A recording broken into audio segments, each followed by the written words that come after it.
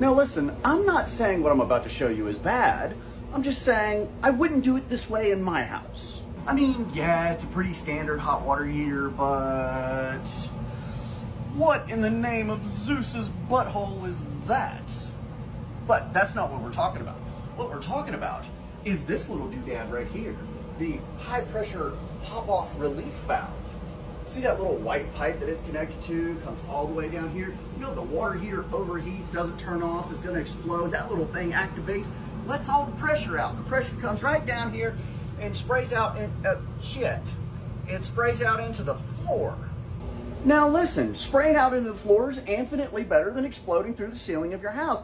But I'm just saying a lot of people have nice things in their house, you know, like flooring and furniture. And maybe flooding their house with an endless supply of lukewarm water, not the best thing in the world. So here's a little thing you can do that most people don't do.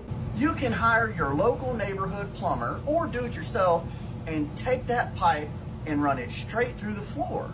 And that would put it in something like your crawl space or your basement or something like that. And you may say, well, I don't want my crawl space to flood. That's how I get mold. And I go, oh my God, they make these little things called 90-degree elbows where we can connect it to the pipe and then run it horizontally out to the skirting of your house and make it to where if this thing malfunctions, we can just take all that water and chuck it outside so that the inside of your house isn't destroyed, you know, just like a thought.